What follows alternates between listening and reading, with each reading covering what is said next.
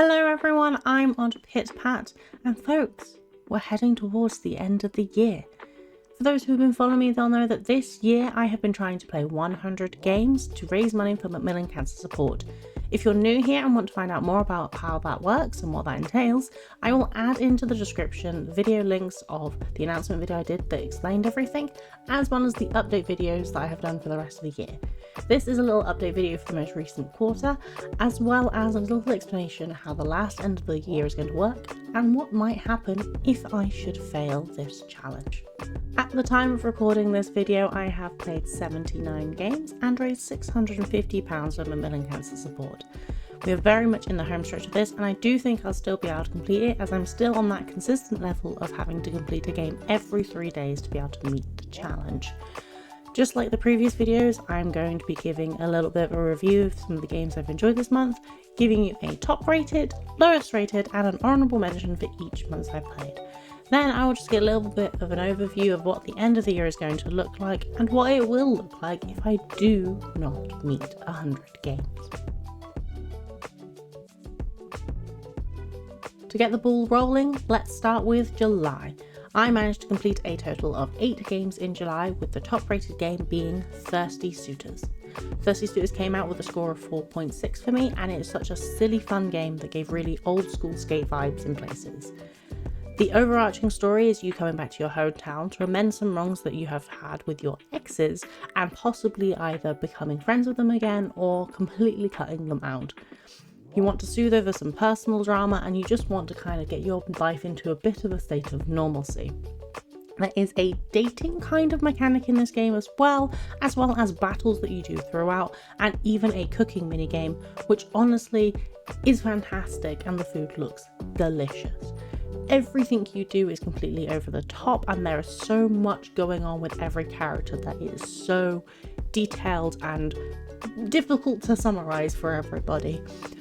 Your character is loud and big and extravagant and flawed, which is such an important part of this game, is people looking at their flaws and realizing, well, I can still be me with them. I really enjoyed the Indian roots and the heritage that is shown in this, as well as the dynamic that is presented through all of the characters. And it just doesn't take itself that seriously, whilst also still being quite serious in places. It was really, really fun to play, and I do highly recommend everyone gives it a go. Also, you can do a secret handshake with a dog, so game of the year.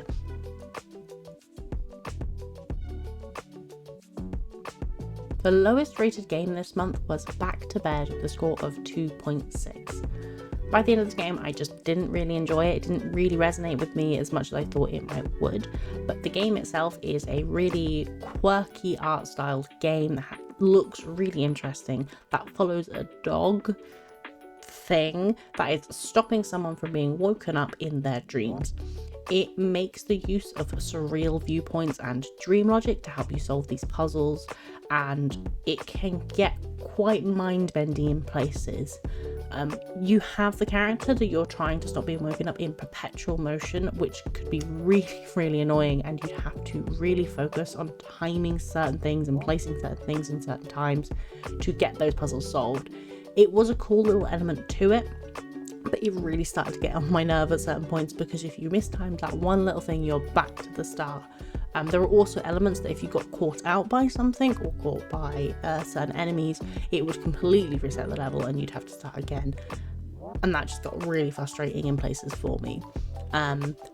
Where you were constantly against the environment and the constant moving, it just felt like there was a lot against you and not really much helping you in that. And for me, it just sort of didn't really work. It is a short sort of game, and the controls could be a little bit better as well, I think, just to make it that little bit more smooth for you to play through it. I just didn't really have the best experience playing this, and so it didn't really resonate me and clicking away. It is really interesting to look at, and the sounds of it really fit with that dream style. They're a little bit off, a little bit weird, the talking's a little bit mumbly.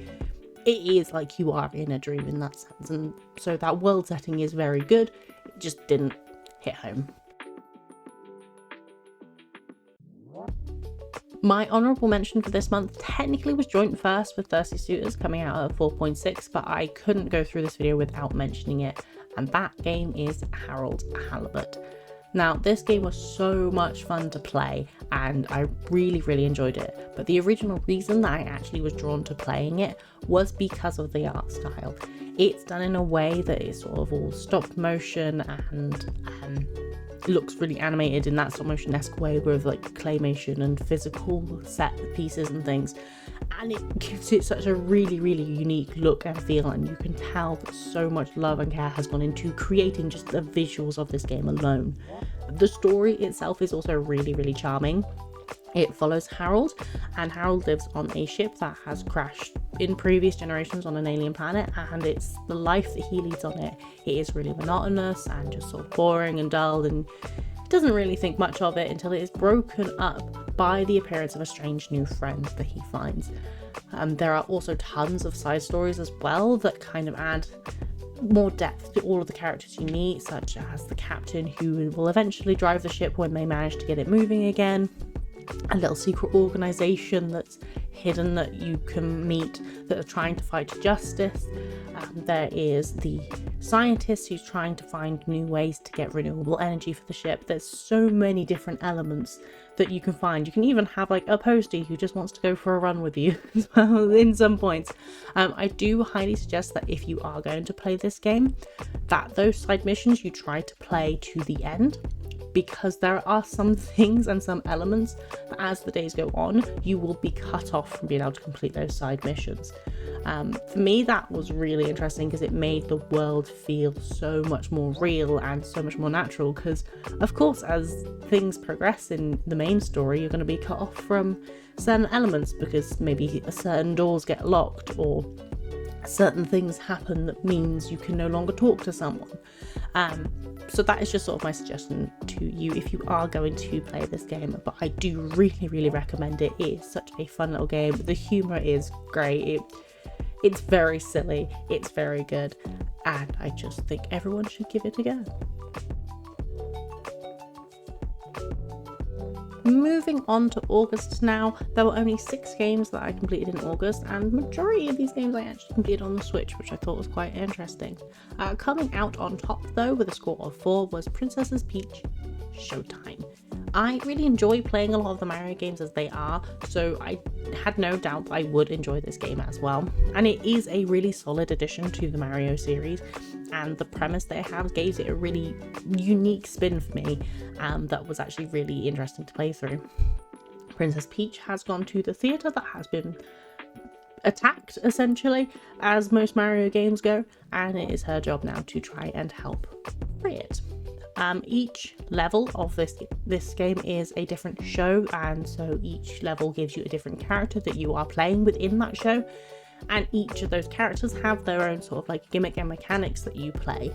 It did make it feel like everything was loads of little mini games that were all very different and very unique to the characters that you are portraying, and I really enjoyed something like that. All of the costumes as well were really interesting designs, and there are a ton of collectibles you can get throughout the game. Even after you finish the main story, there are still some more collectibles to get. So there are so many things that you can do in this game, and it was really interesting to play. And while Mario stories tend to be quite simplistic, because obviously the intended audiences tend to be a lot younger, it still felt like there was a lot of thought and depth that went into it. I really enjoyed playing this, and I do highly recommend it if you do really enjoy Mario games. It is just sort of a fun little addition. I do wish there was sort of more elements for multiplayer, because I could see this being a really fun multiplayer game as well. Then at the bottom of the pile for this month, with only a slight different score of 3, was a game called Fit My Cat. This is a puzzle game where you are fitting different shaped cats into a box to try and fill it. It's very reminiscent of games like Block Dooku or puzzle games like that. It's really simple, it's really sweet, and the cats are a little adorable. There is no story that really goes through this, so you're just solving puzzles for the sake of solving puzzles. And I did find that some levels there was a bit of an odd choice in like the blocks they provide you with and how they fit in together.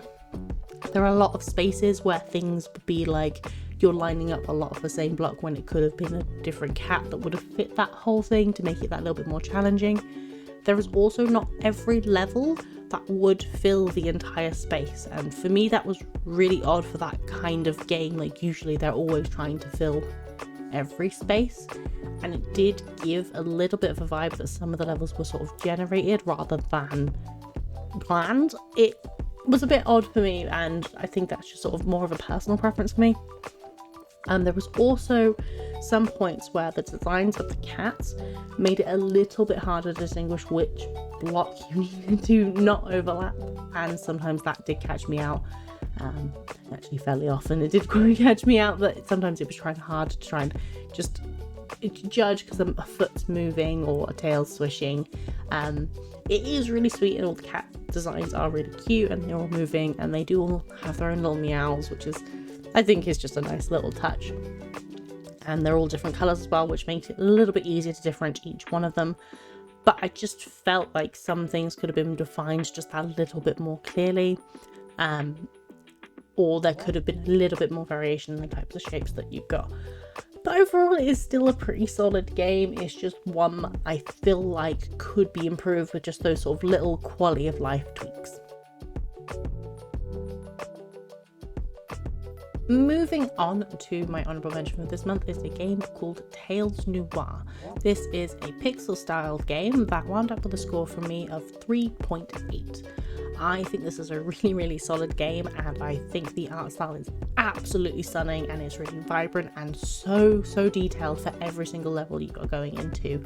There is so much that is going on that brings this world to life and really kind of gives you the idea of what this world is. All of the characters within this world are anthropomorphic, and it does have a storyline that only really works when all the characters are anthropomorphic. It has that classic noir detective storyline of investigating weird things that are happening, and then it turns really weird at a certain point in the game. It just takes a left turn, but for me that made it infinitely more interesting. There is so many interesting characters that you meet throughout this as well that you would expect your kind of femme fatales, the mob bosses, the scientists of secret things going on, to give you a hint of what sort of weird things are happening. It just adds more meat to this game and really fleshes it out.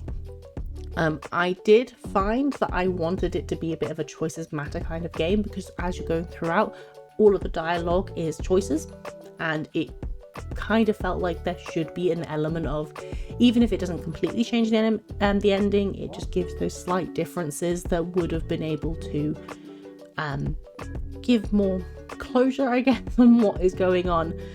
But it doesn't. It's sort of, the end is quite sudden, and there are still a lot of unanswered questions that you will have. I think it would have really made it an absolutely outstanding game if it was a choices matter sort of one, but I do know that that is quite difficult to do, so I understand the way that they have done this game. It was really fun though to sort of try and puzzle out what's happening as you're investigating as well. And I just wanted to give a bit of a special shout out for the music as well, because it is just beautiful. It is really jazzy. It's really sort of has that dark undertone and really fits into the noir classical music that you get, that I really enjoy, and I just thought it was absolutely spectacular.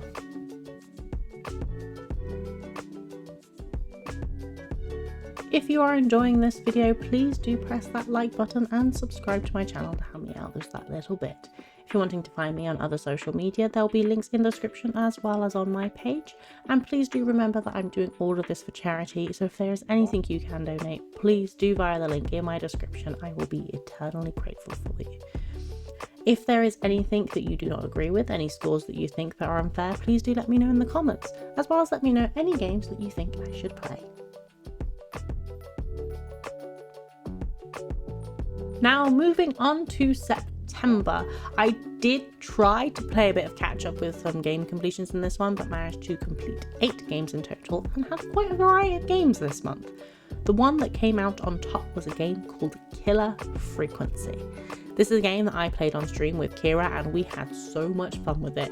I in the end gave it a score of 4.6, but that was me trying to be really critical of it because there wasn't a lot that lost it this score. It just wasn't quite a 5 out of 5, but it was so very close to being a 5 out of 5 for me. It was really slick, it was fun to play, the story was really engaging, and the actual mechanic of the game was really fascinating to me. The premise of this game is that you are a radio show host in a really small town, and for reasons, the 911 operator is unable to be answering the phone, and you have been passed on the responsibility to help the town with their 911 calls. The addition to this is there is currently a serial killer on the loose. So when people are calling in, it's because they are being attacked by this killer, and you are trying to guide them through their situation to help them survive. This game is all about helping the community and getting them to survive, and you do get to the end with either all of them alive, all of them dead, or a bit of a mix. I managed to complete this game with only 2 deaths, which felt like an incredible achievement for me.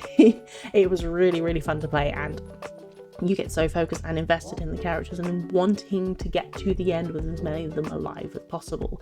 It had a really old school look, it's sort of set in the 90s, and I do wish that there was more you could do with the sort of radio host side. You can put sort of records on and play sound effects, answer calls and things like that, but I wish there was a bit more of an element to the radio side of it, as well as sort of helping out your community. It was really, really fun, and I do really highly suggest people play it. It's not really that scary. There's like one jump scare in it, but it's fantastic. It's absolutely fantastic, and I really think everyone should give it a go.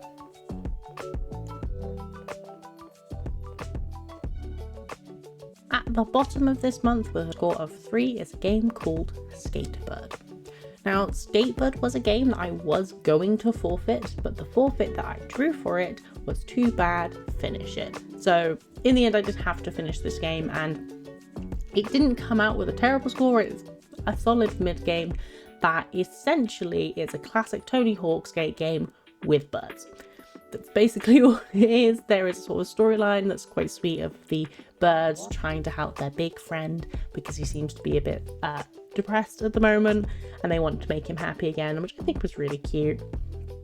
And all of the birds are really silly. All the storylines are really funny. Like, there's one bird that just wants to do tricks and see funky tricks, and then you've got another who's obsessed with money, and it's just silly little things like that. There is also an insane amount of customization for your bird. There are some really good things you can unlock right at the start, as well as throughout the game you can unlock more. There are tons of types of birds you can choose from: hats, glasses, skateboards, wheels, you name it.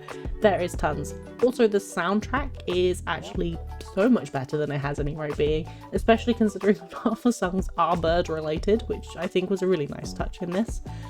It's just very silly and over the top silly. But the thing that kind of let it down for me is the controls are very much the kind of awkwardness that the original skate games had in the original forms. They were a bit janky. The physics engine is a little bit unpredictable, I found. Like, you might be landing a trick really well and you fall off your board, and it's just like, well, I've lost the combo now, try to start again. And that got really, really frustrating for me, and I just really couldn't get a handle of it. There are tons of settings to make it easier, so like helping with combos, the balancing on boards, you can either make that automatic or not. You can also like slow it down so you have more time to react to things as well. It's just, none of it really helped me, and that might just be because I was bad at the game, but it just kind of ruined it for me a little bit. I do suggest that if you do like the old skate games, give it a go. It is quite fun and quite silly. It just, in the end for me, I didn't have a great time overall. My honourable mention for this month is a magic-based roguelike called Spells and Secrets. I gave this game a 4.2 and it really surprised me in a pleasant way. I didn't know much about it going in, so I didn't really have high expectations, but I have come out the other side with a game that I really, really enjoyed and will likely revisit to try and unlock pretty much everything I can. The premise of this game is you are in a magic school, it is under attack, and the school has a defense system, which means that the rooms will constantly change around if they're being attacked to try and delay intruders and hold them back so that they can be defeated, essentially. Due to a gift that you have been given by a griffin, you are now the best suited to work through these rooms, to fight the enemies, and to try and figure out what's going on. As you go through, you can collect loads of different spells, and with all of the spells you can get, it's so easy to craft it to your playstyle. If you want to be more aggressive, if you want to be more ranged, if you want to be more sort of throwing items around rather than directly attacking, you can do that as well. It's really fun to play. It's really charming. It looks really charming and really like bright and colourful for what it is. And I really enjoy playing it. Something that I really liked as well was the fact that even though you're unlocking all these spells and you have sort of a quick menu that you select certain spells that you want in there when you go into a run, you still have access to all of your spells during a run. So if you finish the end of a level and know that the next section is going to be slightly different in the way you play it, you can sit and swap out what your quick menu is halfway through a run, which I think is really good. Obviously you can sort of set yourself challenges to not do that if you want to, but the option is there if you want to change up the style halfway through. There is also sort of puzzles throughout all of the levels as well that you can solve to get extra sort of boosts and to use the sort of Hades term boons that will help you on the runs as well as challenges for each area that you can do, like solve 3 puzzles, unlock these areas, save students. And it just means that every time I played it, I didn't feel like I was slogging back through the same level over and over again.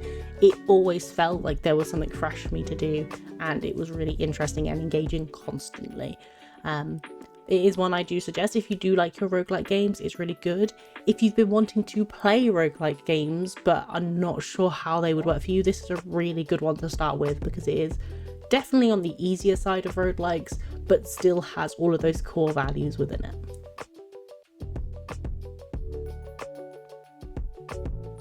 As we approach the end of this video, I just wanted to let you know what the end of the challenge looks like.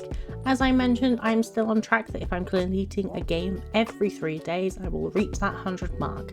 But if I do not, at the end of the year, for every unfinished game that I have, I will be pulling and doing a forfeit. So there is still a chance that I may lose an eyebrow at the end of the year if I do not complete these 100 games. Just wanted to give myself that little bit of extra motivation to make it through the rest of the year. At the end of the year as well, I will post a video that will go over the last quarter to talk about the highest rated, lowest rated and honorable mention for those months, as well as a video that will look at the year as a whole and see what came out right at top, right at bottom, and a couple of games I think everyone should give a go. I just wanted to say a massive thank you for watching this whole video with me. And if you've already donated, thank you so much. I'm very grateful. But if you can donate, please do go to the link in my description for Macmillan Cancer Support and donate what you can. We are only £100 away from me doing another game giveaway. So if you want a chance to win a lovely little video game, do go to that page and donate. Thank you so much for all being here. If you have enjoyed this, please don't forget to like and subscribe. And until next time, bye.